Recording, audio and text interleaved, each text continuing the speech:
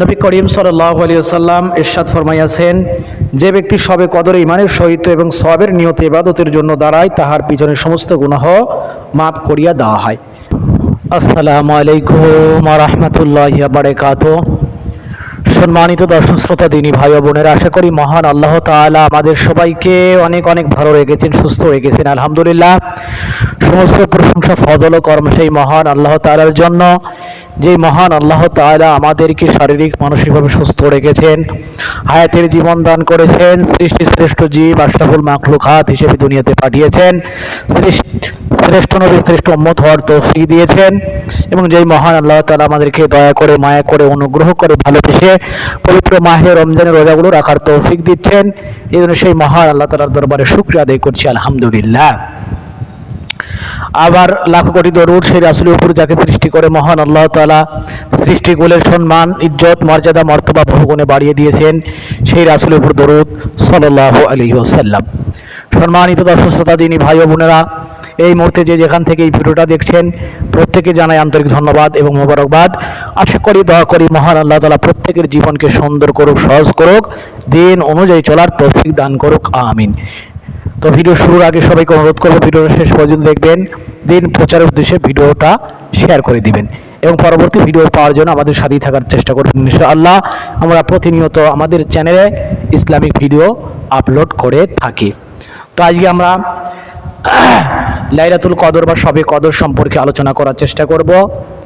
শবে কদর এমন একটি রাত্রি, বা লাইলাতুল কদর এমন একটি রাত্রি যা কিনা হাজার মাসের চেয়ে উত্তম। অর্থাৎ কোনো ব্যক্তি, কোনো বান্দা যদি এই শবে কদরের রাত্রিতে বা লাইলাতুল কদরের রাত্রিতে ইবাদত বন্দেগী করতে পারে, সে যেন একাধারে হাজার মাস এইভাবে আল্লাহ তাআলার ইবাদত বন্দেগীতে এভাবে কি কাটালো বা অতিবাহিত করলো। আর হাজার মাসের হিসাব করলে হয় 83 বছর 4 মাস। আল্লাহ তাআলা এর চেয়ে উত্তম আমল, মানে নেকি ওই ব্যক্তির আমল নামায় দান করবেন। এই জন্য এই রাতটা অত্যন্ত গুরুত্বপূর্ণ এবং ফজিলতপূর্ণ রাত। এই জন্য আজকে আমরা এই রাত সম্পর্কে হাদিসের মধ্যে থেকে বিস্তারিত জানার চেষ্টা করব ইনশাআল্লাহ। তো চলুন কথা না বাড়িয়ে আমরা মূল আলোচনার মধ্যে প্রবেশ করি। নবী করিম সাল্লাল্লাহু আলাইহি ওয়াসাল্লাম ইরশাদ ফরমাইয়াছেন, যে ব্যক্তি শবে কদরে ঈমানের সহিত এবং সওয়াবের নিয়তে ইবাদতের জন্য দাঁড়ায়, তাহার পিছনের সমস্ত গুনাহ মাফ করিয়া দেওয়া হয়।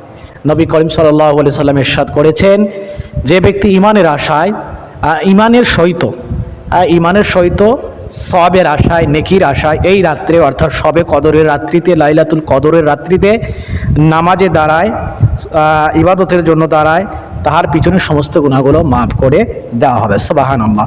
এই রাত্রের এত ফজিলত, এত গুরুত্ব। দাঁড়াইবার অর্থ হইল সে নামাজ পড়ে, অনুরূপভাবে অন্যান্য ইবাদত যেমন তেলাওয়াত, জিকির ইত্যাদি ইবাদতে মশগুল হওয়া ইহার অন্তর্ভুক্ত। সওয়াবের নিয়ত ও আশা রাখিবার অর্থ হইল রিয়া, অর্থাৎ মানুষকে দেখানো বা অন্য কোনো উদ্দেশ্য না দাঁড়ায়, বরং ইখলাসের সহিত একমাত্র আল্লাহকে রাজি খুশি করা ও সওয়াব হাসিল করার নিয়তেই দাঁড়াইবে। অর্থাৎ মানুষকে দেখানোর উদ্দেশ্যে নয়, এভাবে রিয়ার সহিত নয়, একমাত্র আল্লাহ তাআলার সন্তুষ্টির জন্য খালেস নিয়তে, নেক নিয়তে ইবাদত বন্দেগী করতে হবে, নেকির আশায়। মানুষ দেখবে, মানুষ বাহবা দিবে, আমি সারা রাত্রি জাগবো, আমি কোরআন তেলাওয়াত করব, ইত্যাদি ইত্যাদি বলে মানুষকে দেখানোর জন্য নয়, বরঞ্চ একমাত্র আল্লাহ তাআলাকে রাজি খুশি করার উদ্দেশ্যেই।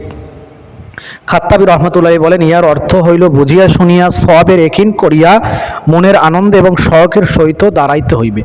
অর্থাৎ জানিয়া শুনিয়া বুঝিয়া, অর্থাৎ আল্লাহ তাআলা যে এই লাইলাতুল কদরের রাত্রিতে ইবাদত করলে যে আল্লাহ তাআলা এই এত সওয়াব দান করবেন, এইটার উপর একিন রাখতে হবে, এইটা জেনে বুঝে এবং শখের সাথে, মনের আবেগ নিয়ে, অনুভূতি নিয়ে এই রাত্রে ইবাদত বন্দেগী করতে হবে।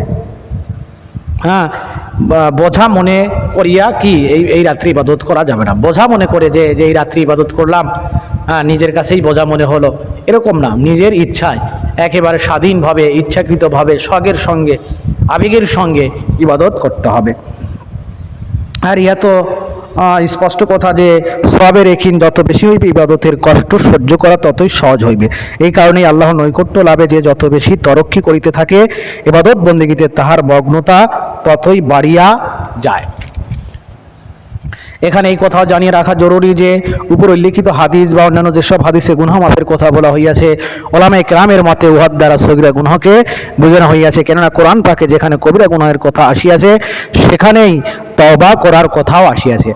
এই যে সমস্ত গুনাহগুলো মাফ হয়ে যাবে, এটা আসলে মানুষের সগীরা গুনাহকে বোঝানো হয়েছে। আর কবিরা গুনাহ যেহেতু তওবা ছাড়া মাফ হয় না, এই জন্য আমাদের জীবনে মানে বেশি থেকে বেশি তওবা রাখা জরুরি। যদিও যারা 5 ওয়াক্ত নামাজ পড়ে, এই নামাজের মধ্যে কিন্তু আত্তাহিয়াতের মধ্যে কিন্তু তওবা আছে, আবার এমনিতেই নামাজের পরেও তওবা ইস্তেগফার পড়া হয়। এই জন্য আসলে যারা 5 ওয়াক্ত নামাজ পড়ে তারা এমনিতেও অনেক তওবা ইস্তেগফারের মধ্যেই থাকে। এই জন্য আমাদের প্রত্যেকেরই উচিত 5 ওয়াক্ত নামাজ পড়া, আর এভাবে অন্যান্য সময়ও এভাবে বেশি বেশি তওবা করা, ইস্তেগফার পড়া, নিজের গুনাহের জন্য, পাপের জন্য আল্লাহ তাআলার কাছে ক্ষমা প্রার্থনা করা, লজ্জিত হওয়া গুনার উপরে। এই জন্যই ওলামায়ে কেরামের সর্বসম্মত অভিমত হইল কবিরা গুনাহ তওবা ছাড়া মাফ হয় না। সুতরাং হাদিস শরীফে যেখানে গুনাহ মাফের কথা উল্লেখ রহিয়াছে, ওলামায়ে কেরাম সেই গুনাহগুলোকে সগীরা গুনাহ বলিয়া অভিহিত করিয়াছেন। তো যাই হোক, এই রাত্রিটা অত্যন্ত গুরুত্বপূর্ণ রাত্রি, ফজিলতপূর্ণ রাত্রি।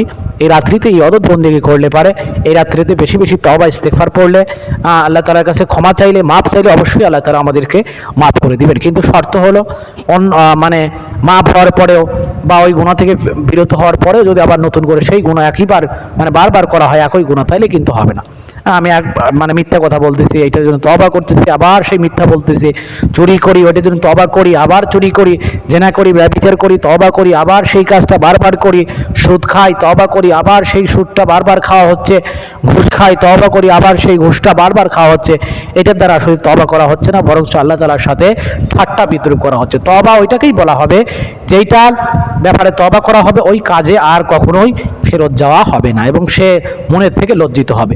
তো যাই হোক, অত্যন্ত গুরুত্বপূর্ণ হাদিস, আমরা প্রত্যেকেই যেন এই হাদিস উপর আমল করি এবং শবে কদর রাত্রিতে, বিশেষ করে পবিত্র মাহে রমজানের শেষ দশকের বেজর রাত্রিতে যেন আমরা বেশি বেশি ইবাদত বন্দেগী করে আল্লাহ তাআলাকে রাজি খুশি করাতে পারি, নিজের গুনাহগুলোকে মাফ করাতে পারি। মহান আল্লাহ তাআলা আমাদের সবাইকে সেই তৌফিক দান করুক। ভিডিওটি ভালো লাগলে অবশ্যই শেয়ার করবেন, দিন প্রচারের উদ্দেশ্যে ভিডিওটা শেয়ার করে দিবেন এবং পরবর্তী ভিডিও পাওয়ার জন্য আমাদের সাথেই থাকার চেষ্টা করবেন। সবাইকে অসংখ্য ধন্যবাদ।